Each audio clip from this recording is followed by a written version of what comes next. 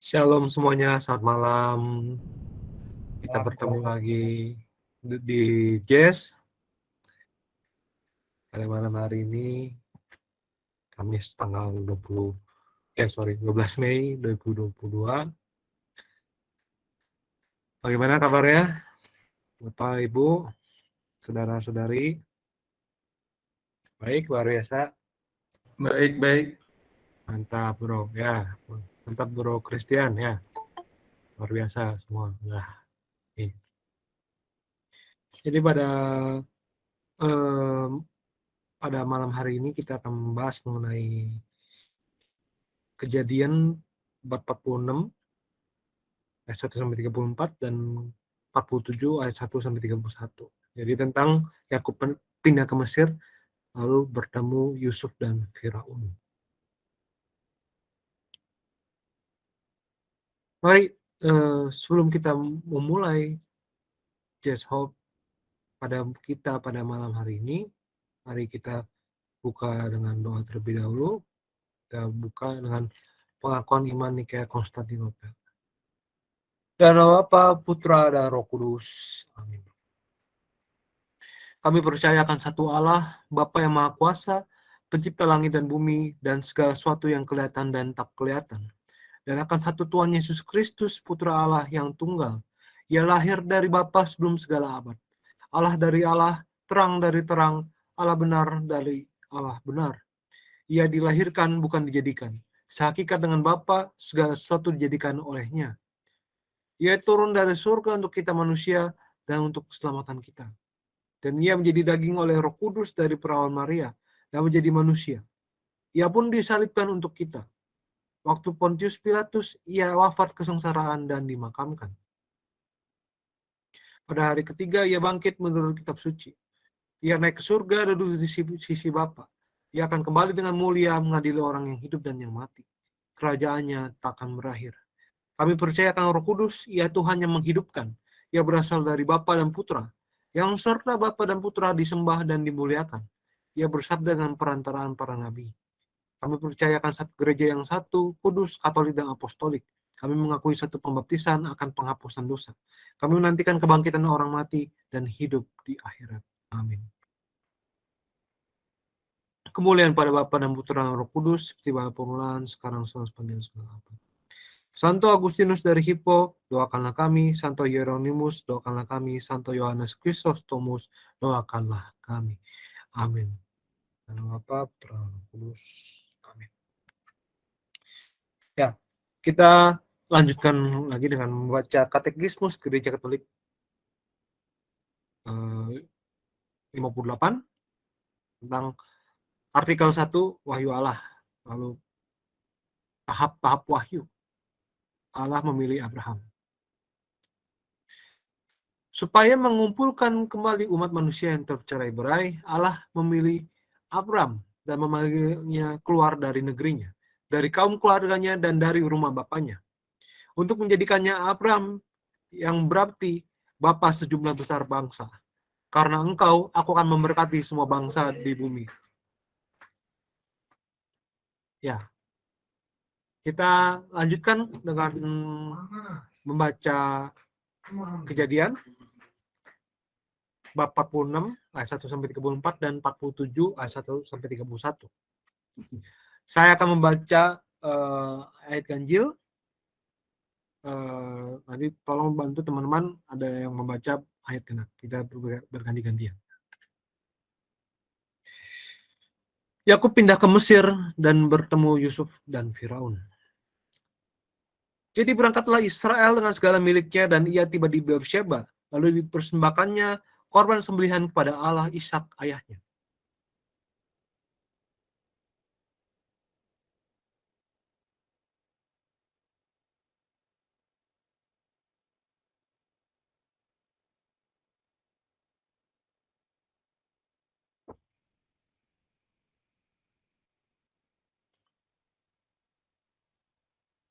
Berfirmanlah Allah kepada Israel dalam penglihatan waktu malam.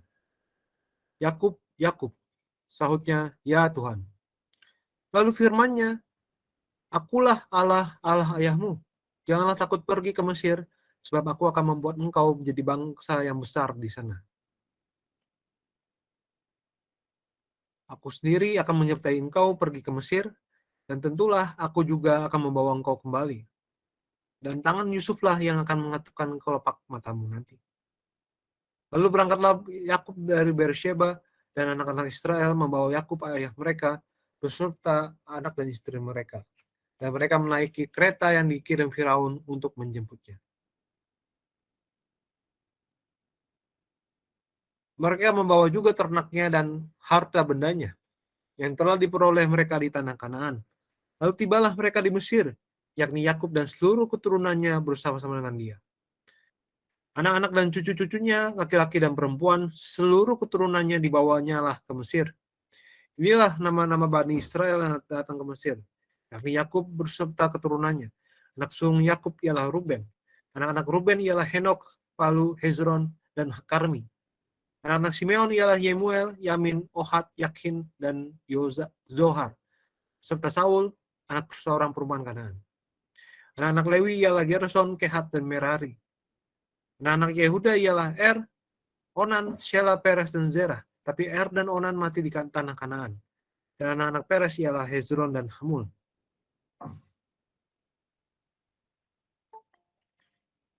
Anak-anak Isakar ialah Tola, Pua, Ayub, dan Simron. Anak-anak Zebulon ialah Seret, Elon, dan Yahlil. Itulah keturunan Lea yang melahirkan bagi Yakub di Padan Aram, anak-anak lelaki serta Dina juga, anaknya yang perempuan. Jadi seluruhnya laki-laki dan perempuan berjumlah 33 jiwa. Anak-anak Gad ialah Zivion, Hagi, Shuni, Esbon, Eri, Arodi, dan Areli. Anak-anak Asher ialah Yimna, Yiswa, Yiswi, dan Beria. Serah ialah saudara perempuan mereka. Dan anak-anak Beria ialah Heber dan Malkiel. Itulah keturunan Zilpa, yakni hamba perempuan yang telah diberikan Laban kepada Lea, anaknya perempuan yang melahirkan anak-anak bagi Yakub, seluruhnya 16 jiwa. Anak-anak Rahel, istri Yakub ialah Yusuf dan Benyamin. Bagi Yusuf lahir Manasye dan Efraim di tanah Mesir, yang dilahirkan baginya oleh Asnat, anak perempuan Potifera, imam Dion. Anak-anak Benyamin ialah Bela, Beker, Asbel, Gera, Naaman, Ehi, Ros, Mupim, Hupim, dan Ared. Itulah keturunan Rahel yang telah lahir bagi Yakub. Seluruhnya berjumlah 14 jiwa. Anak Dan ialah Husim. Anak Naftali ialah Yahzel, Guni, Yezer, dan Shilem. Itulah keturunan Bilha, yakni hamba perempuan yang diberikan Laban kepada Rahel, anaknya yang perempuan, dan yang melahirkan anak-anak itu bagi Yakub. Seluruhnya berjumlah 7 jiwa.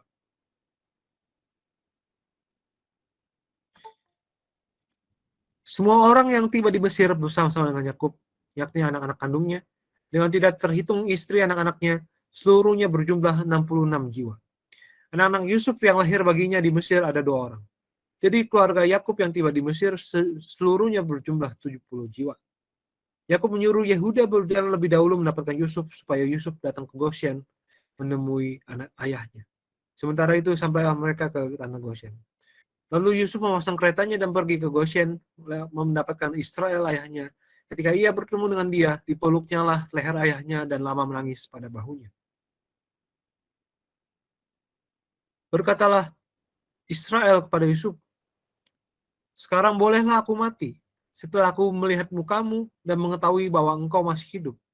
Kemudian berkatalah Yusuf kepada saudara-saudaranya dan kepada keluarga ayahnya itu, "Aku mau menghadap Firaun dan memberitahukan kepadanya, saudara-saudaraku dan keluarga ayahku yang tinggal di tanah Kanaan telah datang kepadaku. Orang-orang itu gembala kambing domba, sebab mereka itu pemelihara ternak dan kambing dombanya, lembu sapinya, dan segala miliknya telah dibawa ke mereka. Apabila Firaun memanggil kamu dan bertanya, apakah pekerjaanmu? Maka jawablah, hamba-hambamu ini pemelihara ternak sejak dari kecil sampai sekarang. Baik kami maupun nenek moyang kami, dengan maksud supaya kamu boleh diam di tanah Goshen. Sebab segala gembala kambing domba adalah suatu kekejian bagi orang Mesir." Kemudian pergilah Yusuf memberitahukan kepada Firaun, "Ayahku dan saudara-saudaraku beserta kambing dombanya, lembu sapinya, dan segala miliknya telah datang dari tanah Kanaan, dan sekarang mereka ada di tanah Goshen. Dari antara saudara-saudaranya itu dibawanya 5 orang menghadap Firaun. Firaun bertanya kepada saudara-saudara Yusuf itu, apakah pekerjaanmu? Jawab mereka kepada Firaun, hamba-hambamu ini gembala domba, baik kami maupun nenek moyang kami. Lalu lagi kata mereka kepada Firaun, kami datang untuk tinggal di negeri ini sebagai orang asing, sebab tidak ada lagi padang rumput untuk kumpulan ternak hamba-hambamu ini. Karena hebat kelaparan itu di tanah Kanaan, maka sekarang izinkanlah hamba-hambamu ini menetap di tanah Goshen.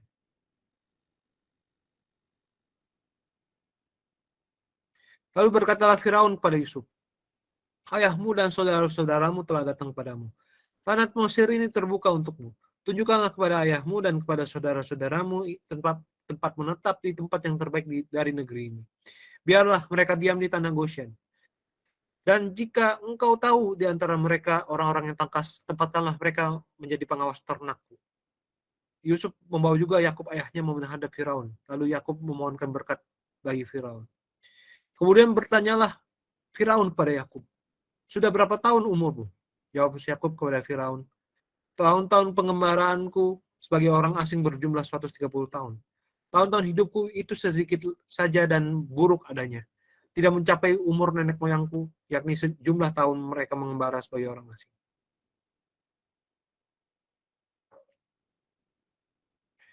Lalu Yakub memohonkan berkat bagi Firaun, sesudah itu keluarlah ia dari depan Firaun. Yusuf menunjukkan kepada ayahnya dan saudara-saudaranya tempat untuk menetap dan memberikan kepada mereka tanah milik di tanah Mesir, di tempat yang terbaik di negeri itu, di tanah Rameses, seperti yang diperintahkan Firaun. Dan Yusuf memelihara ayahnya, saudara-saudaranya, dan seisi rumah ayahnya dengan makanan menurut jumlah anak-anak mereka. Di seluruh negeri itu tidak ada makanan, sebab kelaparan itu sangat hebat, sehingga seisi tanah Mesir dan tanah Kanaan lemah lesu karena kelaparan itu. Maka Yusuf mengumpulkan segala uang yang terdapat di tanah Mesir dan di tanah Kanaan, yakni uang pembayar gandum yang diberi mereka, dan Yusuf membawa uang itu ke dalam istana Firaun. Setelah habis uang di tanah Mesir dan di tanah Kanaan, datanglah semua orang Mesir menghadap Yusuf serta berkata, berilah makanan kepada kami. Mengapa kami harus mati di depanmu? Sebab tidak ada lagi uang. Jawab Yusuf, jika tidak ada lagi uang, berilah ternakmu, maka aku akan memberi makanan kepadamu sebagai ganti ternakmu itu. Lalu mereka membawa ternaknya kepada Yusuf, dan Yusuf memberi makanan kepada mereka ganti kuda, kumpulan kambing domba, dan kumpulan lembu sapi dan keledainya. Jadi disediakannya lah bagi mereka makanan ganti segala ternaknya pada tahun itu. Setelah lewat tahun itu, datanglah mereka kepadanya pada tahun yang kedua serta berkata kepadanya, tidak usah kami sembunyikan kepada tuanku bahwa setelah uang kami habis dan setelah kumpulan ternak kami menjadi milik tuanku, tidaklah ada lagi yang tinggal yang dapat kami serahkan kepada tuanku selain badan kami dan tanah kami. Mengapa kami harus mati di depan matamu, baik kami maupun tanah kami? Belilah kami dan tanah kami sebagai ganti makanan, maka kami dengan tanah kami akan menjadi hamba kepada Firaun. Berikanlah benih, supaya kami hidup dan jangan mati, dan supaya tanah itu jangan menjadi tandus. Lalu Yusuf membeli segala tanah orang Mesir untuk Firaun, sebab orang Mesir itu masing-masing menjual ladangnya, karena berat kelaparan itu menimpa mereka. Demikianlah negeri itu menjadi milik Firaun. Dan tentang rakyat itu, diperhambakannya lah mereka di daerah Mesir dari ujung yang satu sampai ujung yang lain. Hanya tanah para imam tidak dibelinya, sebab para imam mendapat tunjangan tetap dari Firaun, dan mereka hidup dari tunjangan itu. Itulah sebabnya mereka tidak menjual tanahnya. Berkatalah Yusuf kepada rakyat itu, pada hari ini aku telah membeli kamu dan tanahmu untuk Firaun. Inilah benih bagimu, supaya kamu dapat menabur di tanah itu. Mengenai hasilnya, kamu harus berikan 1/5 bagian kepada Firaun, dan yang 4 bagian lagi, itulah menjadi benih untuk ladangmu, dan menjadi makanan kamu, dan mereka yang ada di rumahmu, dan menjadi makanan anak-anakmu. Lalu berkatalah mereka, engkau telah memelihara hidup kami, asal kiranya kami mendapat kasih Tuanku, biarlah kami menjadi hamba kepada Firaun. Yusuf membuat hal itu menjadi suatu ketetapan mengenai tanah di Mesir sampai sekarang, yakni bahwa 1/5 dari hasilnya menjadi milik Firaun, hanya tanah para imam tidak menjadi milik Firaun. Maka diamlah Israel di tanah Mesir di tanah Goshen dan mereka menjadi penduduk di situ. Mereka beranak cucu dan sangat bertambah banyak. Dan Yakub masih hidup 17 tahun di tanah Mesir. Maka umur Yakub yakni tahun-tahun hidupnya menjadi 147 tahun. Ketika hampir waktunya bahwa Israel akan mati, dipanggilnya lah anaknya Yusuf dan berkata kepadanya, "Jika aku mendapat kasihmu, letakkanlah kiranya tanganmu di bawah pangkal pahaku dan bersumpahlah bahwa engkau akan menunjukkan kasih dan setia kepadaku. Janganlah kiranya kuburkan aku di Mesir. Karena aku mau mendapat perhentian bersama-sama dengan nenek moyangku. Sebab itu angkutlah aku dari Mesir dan kuburkanlah aku dalam kubur mereka."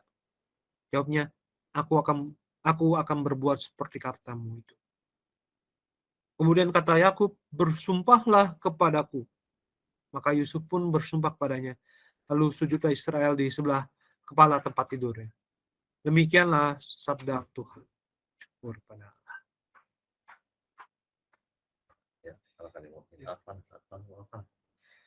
Ya, enggak. Teman-teman, barangkali ada yang mau sharing, mau kesaksian, ataupun pertanyaan, teman-teman. Apa yang bisa kita pelajari dari Yusuf? Apa yang mungkin bisa kita pelajari dari saudara-saudara Yusuf, Yakub, Firaun, atau orang-orang Mesirnya nih? Jadi boleh sharing, bertanya, atau memberikan saksian, atau mungkin teringat sesuatu yang mirip di dalam peristiwa hidup, ya silakan.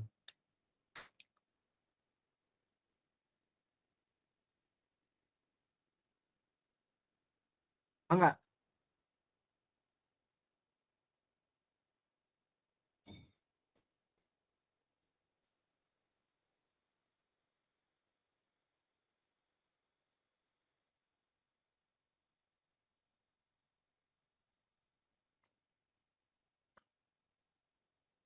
Oke, masih pada malu-malu nih. Waduh.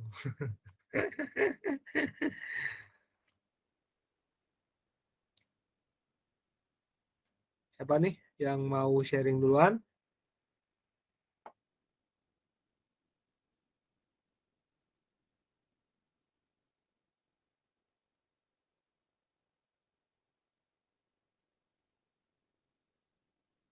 Ya, kalau mau mungkin saya tadi lihat ini, saya nggak ngerti bagian ini nih. Oh, nggak apa-apa, kita ini aja. Biar kita mungkin bisa rembukin bareng-bareng nih. Atau apa? Silakan.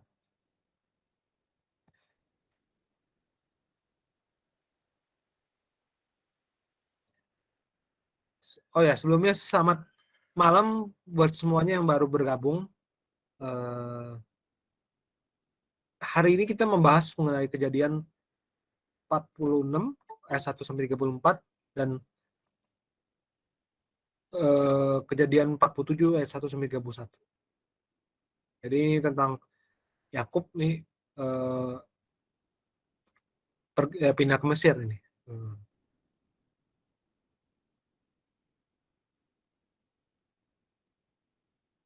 Apakah ada yang ingin sharing dulu? Mungkin Leo nih, karena dari muka-mukanya saya lihat mau berbagi. Jadi ya sudah. Kan orang yang mau berbagi kelihatannya dari mukanya. Jadi eh, boleh tuh. Ya, silakan Leo. Maaf, maaf, maaf.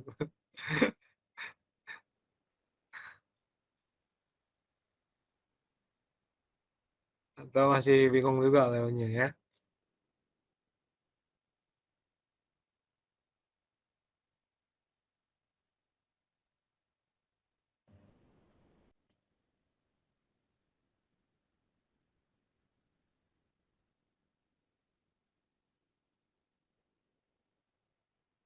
Ya, dikata Bertus, kalau ada pendapat pribadi juga nggak apa-apa. Jadi ya boleh nih teman-teman sharing.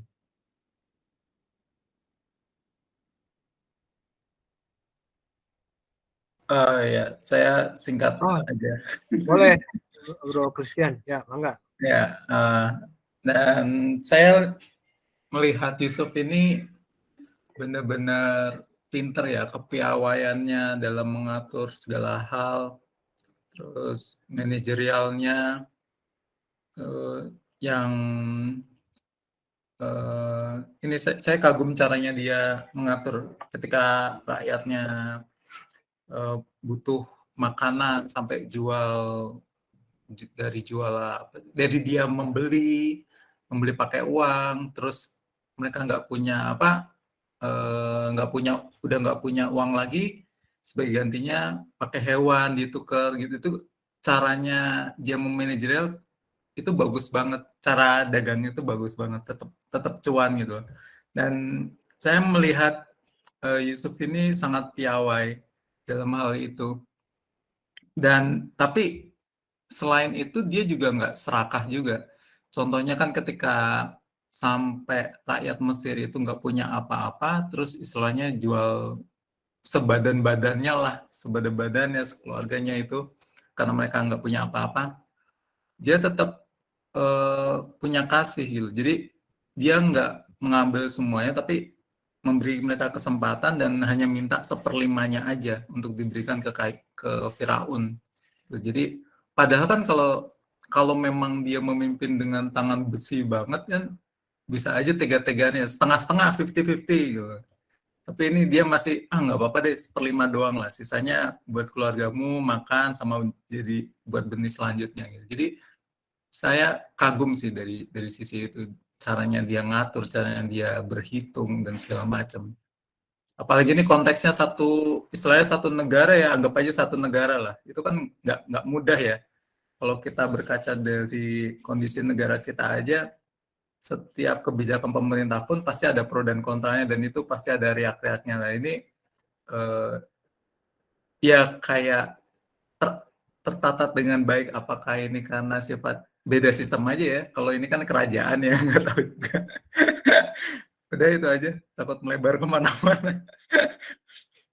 Oke, terima kasih Bro Christian. Itu pendapat yang memang menarik ya ini ya. Jadi Yusuf nih dia pintar ya, jadi tetap cuan nih. Dan maksudnya tapi juga tetap pakai hati juga ya. Dia nggak ngambil banyak-banyak juga untuk Firaun juga. Dan mungkin menariknya memang orang-orang pada nurut. Nah itu mungkin memang kalau aku boleh nanggepin ya, memang pada waktu itu kan sekali lagi kan kalau dari perikop-perikop selanjutnya sebelumnya kan Yusuf itu kan orang nomor 2 ya. Berarti orang nomor 1 ya Firaun. Berarti kan Yusuf itu kan orang nomor 2. Jadi sebenarnya practically selama Firaun ngasih kuasa ya sebenarnya dia udah top-topnya di atas eh,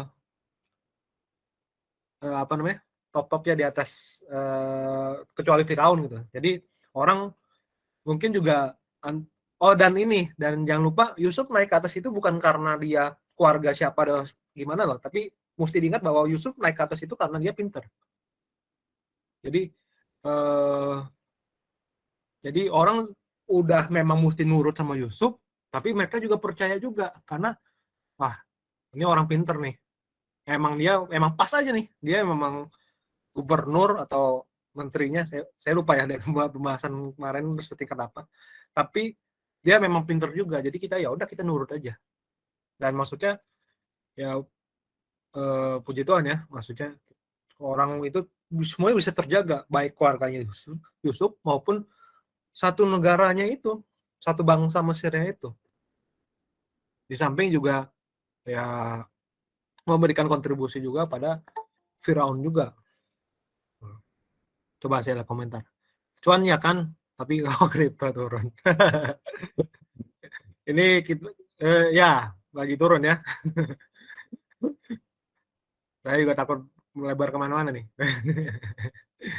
Oke. Apakah ada yang mau eh, sharing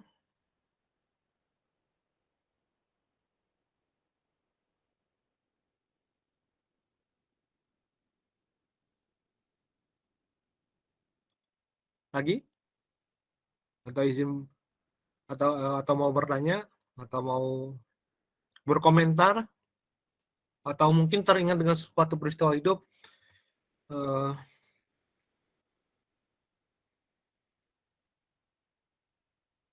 kalau misalkan tidak ada, ya udah saya. Wah. Jadi, ya. Tapi ya ini menarik ya, ini maksudnya janji Tuhan terjadi pada Yusuf itu benar-benar dahsyat gitu.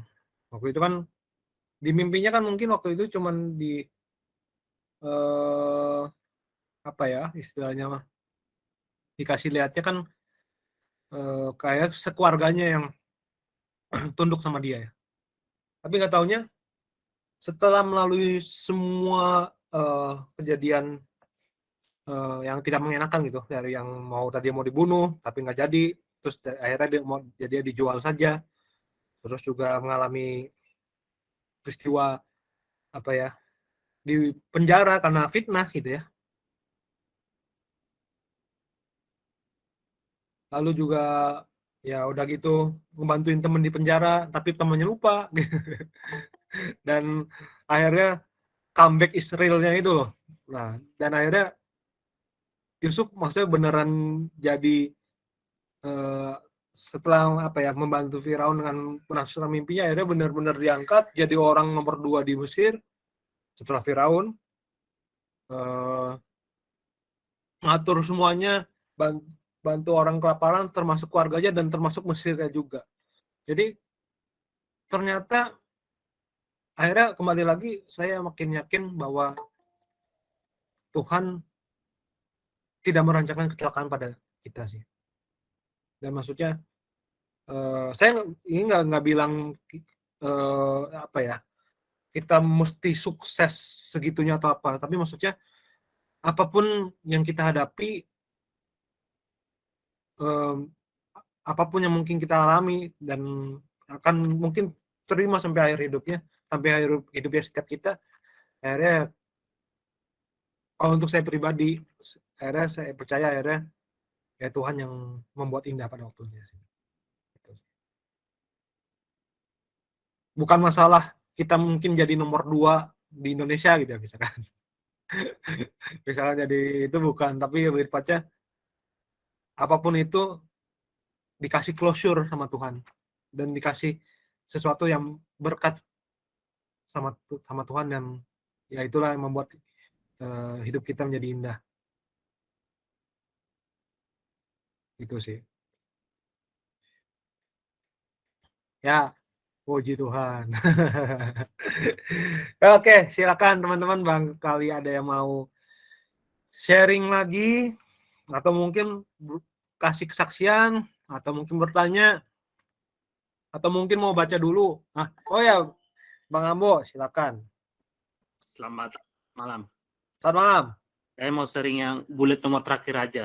Berarti nggak berhubungan. Oh ya, oke. Tadi saya lihatnya orang-orang Mesir dulu. Tadi saya Ya, udah ya. ini tapi nggak bisa keluar tadi suara saya. Tapi nggak jelas ya. Oh ini jelas nih, jelas.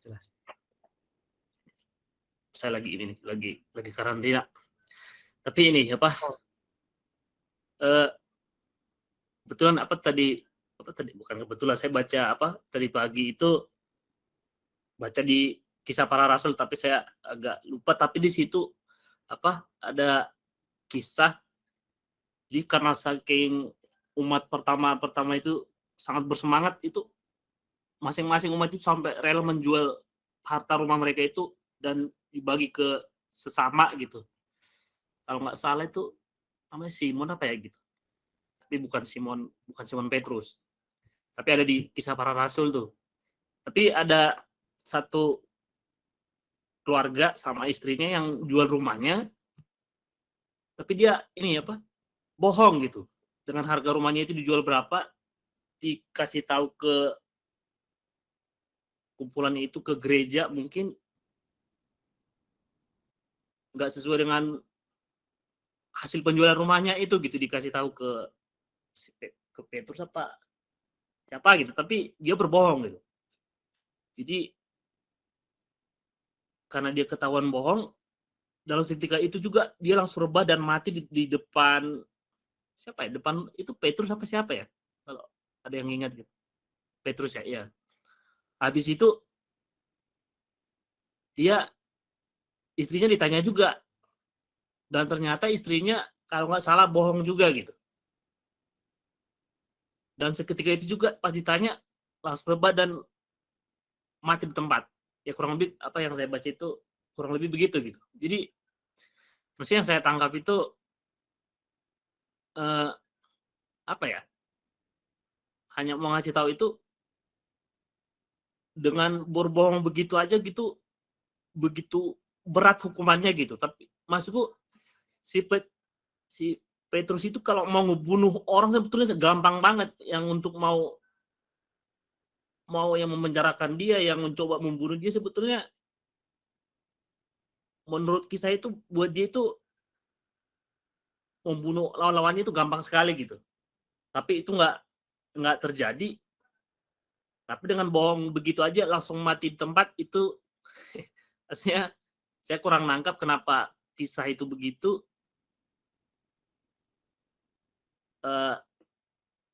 Misalnya Petrus dipenjarakan juga dia mau-mau aja, tapi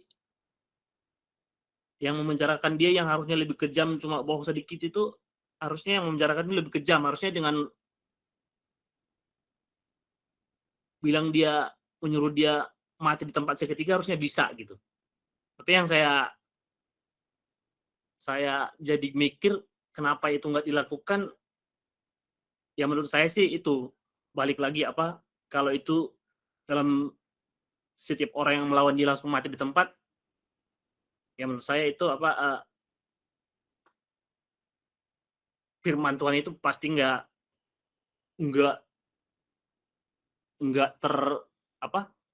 nggak tersampaikan menurut saya. Jadi itu yang apa lalu saya sadar, oh, kalau begitu sama aja berarti apa, ya mengancam dia setiap saat langsung mati, ya jadi nggak jadi pelayanan menurut aku, jadinya begitu yang saya lihat gitu.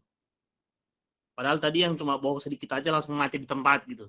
Jadi itu yang tiba-tiba saya apa sadari gitu dari apa yang saya baca itu. Maaf gitu aja, nggak berhubungan sama bacaan hari ini. Terima kasih. Nggak apa-apa Bang. Ini tadi tentang, bagi yang penasaran Yang tadi agak itu telat. di Kisah Para Rasul 5 ya, ayat 1-11. Ya mungkin di situ ya. Ya, Oh ya, wah, menarik sekali sih ya, Bang Ambu membaca Kisah Para Rasul gitu. Karena memang itu kitab yang gereja sekali. Jadi kalau menurut saya bahkan secara pribadi itu kitab yang gereja Katolik sekali tuh, Kisah Para Rasul. Nah memang menarik ya Bang Ambu ya kalau kita baca Ananias Safira itu ya, Ananias Safira yang Ya, dia iya betul itu. ya mati seketika di hadapan Petrus gitu.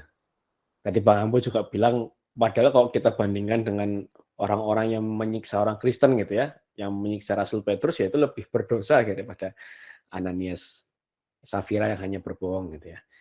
Nah, itu menarik karena apa? Karena pertama, ada dua hal sebenarnya yang menyebabkan kenapa Ananias Safira langsung dihukum. Tiga hal yang menyebabkan kenapa Ananias Safira langsung dihukum oleh Tuhan itu langsung mati seketika itu juga di hadapan Rasul Petrus gitu. Karena yang pertama, Ananias Safira adalah orang Kristen. Maksudnya gimana? Mereka adalah orang yang sudah memiliki pengertian. Gitu. Seperti yang Tuhan Yesus bilang, banyak engkau mengerti, banyak juga engkau dituntut. Gitu. Nah, Ananias Safira kan sudah orang Kristen, sudah orang yang sudah dibaptis Kristen dan sudah mengikuti Yesus. Dan dia sudah mengerti. Nah, berarti artinya dia juga lebih banyak dituntut. Nah, dalam kasus ini itu yang pertama, bahwa dia sudah mengerti. Kalau kita bandingkan dengan orang-orang yang menyiksa kekristenan, orang-orang yang memenjarakan Petrus, itu kan orang-orang yang tidak mengerti. Orang-orang yang menyiksa Tuhan Yesus bahkan, itu kan orang-orang yang tidak mengerti gitu. Nah, tapi Ananias Safira ini orang-orang yang sudah mengerti. Sudah jadi Kristen, sudah dibaptis Kristen dan mengikuti Yesus. Itu yang pertama. Lalu kedua, konteksnya adalah konteks persembahan. Nah, apalagi persembahannya diberikan di bawah kaki rasul. Jadi kalau menurut para bapak-bapak gereja itu, apa maksudnya mempersembahkan ditaruh di hadapan di kaki rasul? Itu berhubungan dengan sumpah. Gitu. Jadi bersumpah bahwa memang apa yang diberikan ini sesuai dengan apa yang dikatakan. Karena Anania Safira mengatakan bahwa dia ini adalah semua hasil penjualan rumahnya, gitu ya, full, gitu ya. Tapi padahal yang dikasih adalah sebagian. Jadi dia bukan hanya berbohong, tapi dia melanggar sumpah di sana. Nah, itu hukumannya pasti sangat berat kalau sudah melanggar sumpah. Itu yang kedua. Nah, yang ketiga, efeknya apa setelah itu? Setelah itu akhirnya orang-orang pengikut jalan Tuhan, nah dulu namanya bukan Kristen, awal-awal namanya bukan Kristen, apalagi Katolik bukan, namanya adalah jalan Tuhan dulu, agama pengikut Tuhan Yesus itu namanya jalan Tuhan. Nah akhirnya dampaknya pada dari kejadian Anania Safira, akhirnya para pengikut jalan Tuhan atau para pengikut Kristus, orang-orang Kristen saat itu menjadi semakin takut dan memuliakan Tuhan. Nah itu efeknya. Jadi yang ketiga adalah karena Tuhan juga mau memberikan contoh kepada jemaat Kristen yang lain. Gitu, bahwa ketika engkau menjadi seorang Kristen, jangan kau main-main dengan hidupmu. Hiduplah jujur, jangan seperti orang-orang kafir yang tidak mengenal Tuhan. Nah, itu tiga hal sebenarnya kenapa kok Anania Safira itu mati mendadak di hadapan Petrus. Tapi itu luar biasa sekali Bang Ambo. Terima kasih atas sharingnya ya. Luar biasa. Walaupun mungkin tidak sesuai dengan bacaan malam hari ini, tapi itu luar biasa. Sangat menguatkan, meneguhkan. Terima kasih Bang Ambo. Mantap. Terima kasih Bang Ambo sudah sharing dan makasih Bertus sudah menjelaskan nih. Waduh, tadi mantap.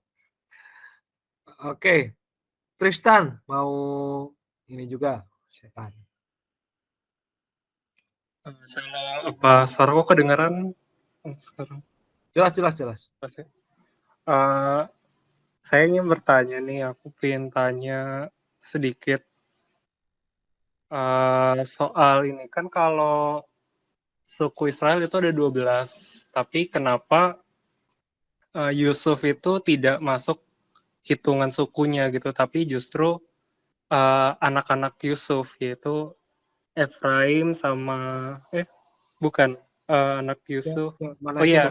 Manasye dan Efraim, ya benar, yang terhitung sebagai kedua suku itu pertama sih. Jadi itu ya saya dari dulu belum tahu sih kenapa gitu. Mungkin bisa dijelaskan. Terus satu lagi itu di Kejadian 47 ayat 7 sama 10 itu kan ada yang menarik gitu. Yakub memohonkan berkat bagi Firaun. Terus di ayat 10 juga Yakub memohonkan berkat bagi Firaun. Maksudnya, nah saya bingung awalnya gitu. Biasanya kalau memohonkan berkat kan untuk orang itu sendiri gitu. Jadi kayak mungkin Yakub minta berkat gitu dari Firaun. Nah tapi ini memohonkan bagi Firaun gitu. Nah terus saya baca di Alkitab yang BIMK itu memang tulisannya itu Yakub memberi berkat gitu kepada Firaun. Jadi saya ingin tanya gitu, maksudnya memberi berkat gitu, Yakub memberi berkat kepada Firaun itu apa gitu? Apakah maksudnya sama gitu kayak misalnya Romo pas di misa memberi berkat kepada umat, atau berkat itu tuh kayak ya salam yang sopan aja gitu di zaman itu gitu, kayak misalnya kita berkata ke teman gitu, God bless you gitu, kan itu ya Tuhan berkati kamu gitu, tapi kan itu lebih kasual gitu dibandingkan Romo memberi berkat gitu pas saat misa gitu. Apa beda ataukah sama seperti itu gitu? Itu aja sih. Terima kasih. Menarik. Pertanyaan yang interesting. Waduh, mantap. Jadi pertama itu kenapa? Apa sih istilahnya? Kenapa Yusufnya tidak dihitung tapi malah anaknya yang dihitung gitu ya. Lalu apa ya lupa kok kompleks sih. Lalu berkaca apakah sama yang itu sama yang Romo gitu ya. Oke. Kalau aku boleh komentar dikit yang pertama ya. Gitu. Sebenarnya kan kalau pada perjalanannya itu kan Lewi itu kan tidak memiliki apa ya hak kepemilikan atas tanah ya sebenarnya. Suku-suku Lewi itu. Lalu kalau nggak salah setelah ini ada saya lupa setelah ini atau ini. Jadi ya si anak-anaknya Yusuf itu kan akhirnya diberkati sama Yakub ya, kalau nggak salah. Jadi ada beberapa opini yang ngomong bahwa sebenarnya ketika kayak gitu tuh itu tuh kayak seolah-olah kayak bukan diadopsi ya, tapi saya ngomongnya gimana ya?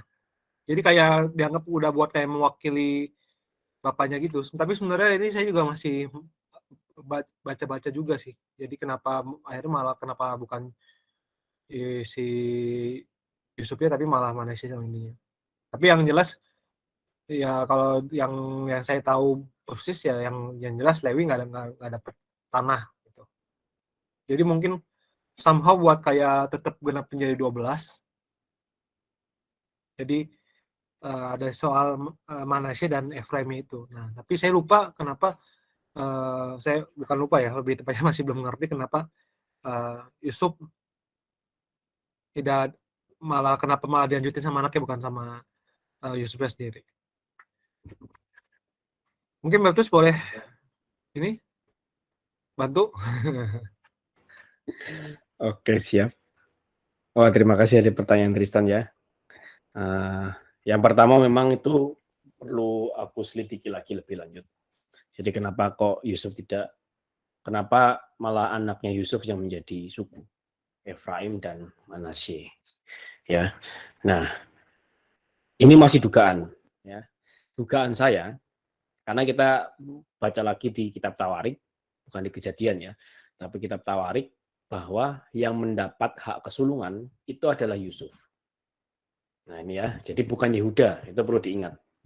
Bukan Yehuda yang mendapat hak kesulungan. Sekalipun Yehuda mendapat janji bahwa Raja Mesias itu akan lahir dari keturunan Yehuda. Tapi yang mendapat hak kesulungan itu adalah Yusuf. Dan seringkali hak kesulungan itu disamakan dengan warisan double porsi. Warisan porsi ganda. Nah, itu hak kesulungan seringkali disamakan dengan itu. Nah, dan kemungkinan dari sana akhirnya Yusuf bukan hanya menjadi satu suku, tapi menjadi dua suku, yaitu Efraim dan Manasye. Nah, tapi tentu penjelasan ini ada penjelasannya lebih dalamnya lagi ya, itu yang perlu diselidiki. Nanti akan coba aku selidiki ya. Nanti suatu saat kalau memang sudah ketemu, sudah lebih dalam lagi yang penjelasan mengenai itu nanti akan aku bahas. Khususnya mungkin ya semoga 2 minggu lagi, waktu just 2 minggu lagi, semoga itu sudah bisa terjawab dengan lebih clear. Tapi dugaan saya saat ini begitu. Bahwa karena Yusuf yang menerima hak kesulungan, dan hak kesulungan itu lebih sering disamakan dengan warisan porsi ganda. Gitu. Warisan porsi ganda. Berarti kalau sedikit motong, kalau misalnya Yusuf punya 3 anak ataupun lebih gitu, ya karena dia punya hak kesulungan, nanti sukunya dihitung 3, atau karena ya cuma anaknya 2 itu Manasye dan Efraim, jadi itu masuk hitungan suku gitu, Mas. Ya kalau dari penjelasan Mas tadi gitu, kalau anak-anaknya menerima warisan terus dihitung jadi 12 suku Israel, kalau misalnya lebih berarti 3-3-nya atau lebihnya gitu ya, Mas? Bisa jadi begitu. Seandainya kalau Yusuf punya anak 4 gitu ya, jadinya 4 suku Israel dari Yusuf. Gitu. Dugaan saya begitu ya. Tapi nanti semoga 2 minggu lagi ketika kita ketemu lagi Jess, saya sudah bisa menjelaskan itu dengan lebih komprehensif, gitu ya. Nah, itu yang pertama, pertanyaan mengenai kenapa kok suku Israel itu bukan Yusuf, tapi Efraim dan Manasye yang adalah anaknya Yusuf. Dan ini dalam perkembangan di kitab nabi-nabi, seringkali, ini spesialnya lagi, seringkali Israel itu bukan disebut dengan, ya kok di sini kan karena Israel masih nama orang ya, bukan bangsa, belum bangsa. Di sini kok nggak disebut Israel ya Yakub, gitu, karena ini masih nama orang, belum bangsa. Nah, tapi nanti kalau sudah jadi bangsa, kita masuk ke kitab nabi-nabi, gitu ya, khususnya kayak kitab Hosea. Nah, itu seringkali Israel itu bukan dipanggil sebagai Israel atau bangsa Israel. Tapi seringkali beberapa kali Tuhan memanggil Israel itu dengan nama Efraim. Aku telah mengajar engkau Efraim. Gitu. Maksud Efraim siapa? Bukan hanya suku Efraim, tapi seluruh bangsa Israel. Nah, itu spesialnya memang itu dari anak-anaknya Yusuf ini. Itu. Nah, dugaan saya itu karena memang hak kesulungan yang Yusuf terima dari bapaknya. Gitu. Apalagi kejadian dari ini kan 46 dan 47 ini bagaimana Yusuf menyelamatkan luar biasa keluarga Yakub ini. Nah, ini akan sangat berpengaruh lagi kepada keturunan selanjutnya. Nah, itu untuk yang jawaban yang pertama ya.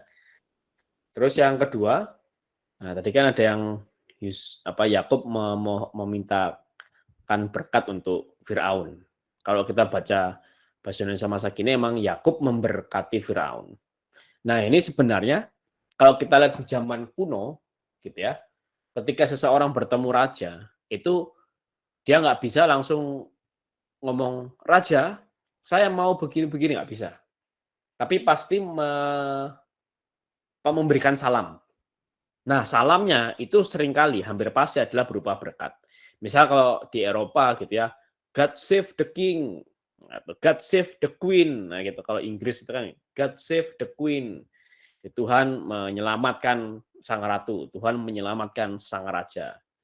Kalau di China gitu ya, seringkali ada long live the emperor, long live the emperor gitu. Jadi semoga kaisar panjang umur. Nah, itu. Jadi memang ini sebenarnya bukan seperti berkat seperti yang Tristan bilang kayak Romo gitu ya.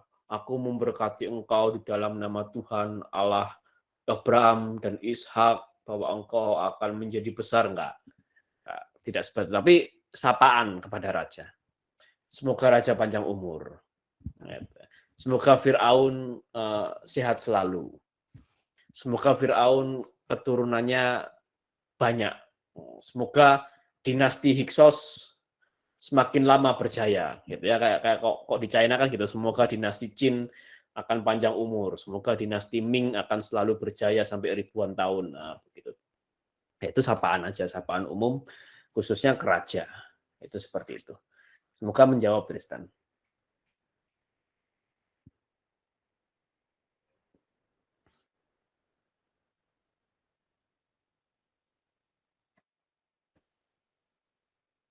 Ya,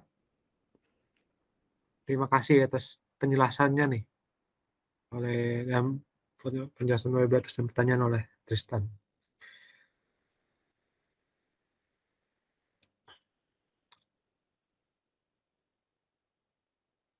Oke, ini menarik ya, itu sebenarnya memang kembali lagi ke apa ya, Hempros ya istilahnya sekarang mah ya. Jadi tetap mesti kasih bukan sesembahan ya, apa sih? Ya iya ya benar sih, persembahan ya jatuhnya ya, istilahnya mah. Tetap hadiah buat si Firaunnya juga.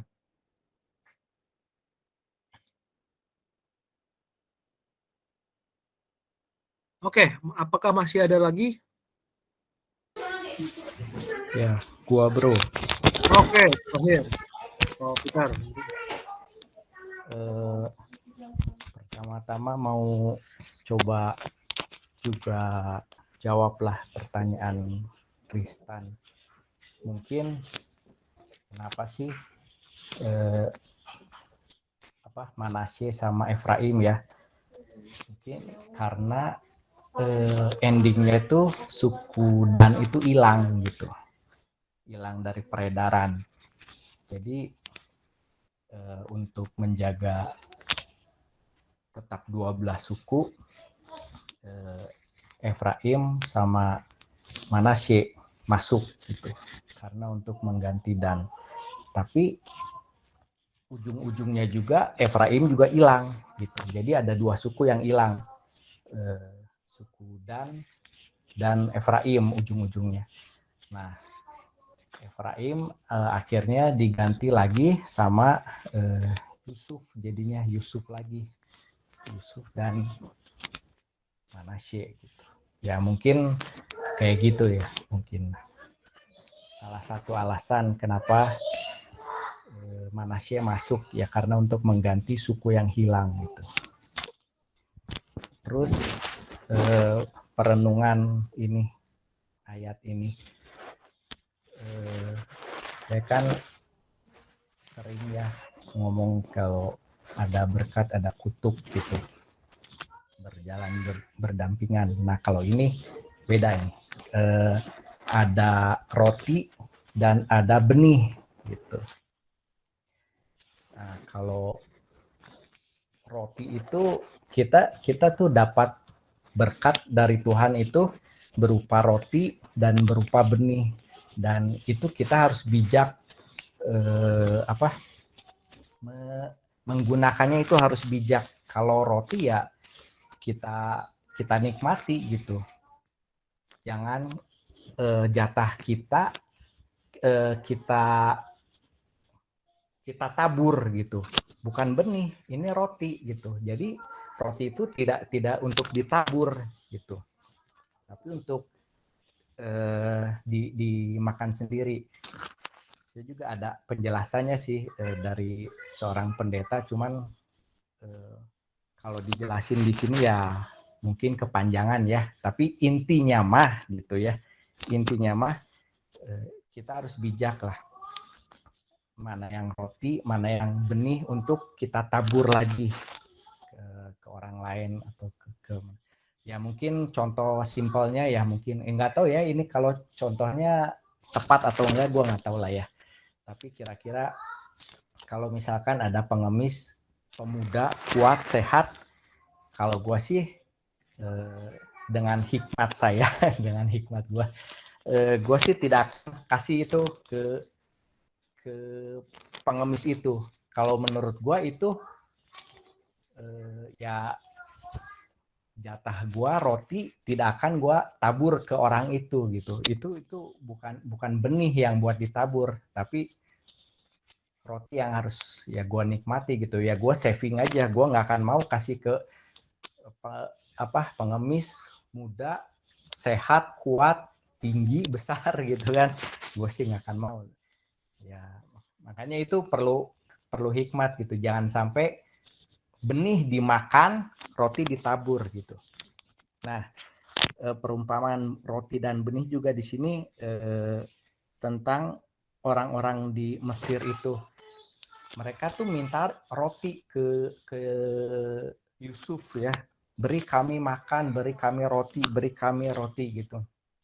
Akhirnya setelah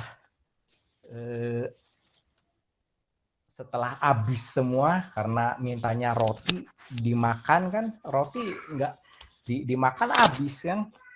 Akhirnya setelah semua habis, akhirnya mereka baru sadar ya, agak telat ya. Ya untungnya sih nggak benar-benar telat, tapi ya agak telat. Akhirnya setelah minta roti, akhirnya beri kami benih gitu ke si Yusuf ya. Akhirnya si Yusuf kasih benih gitu. Ya coba dari awal gitu minta benih ya kan.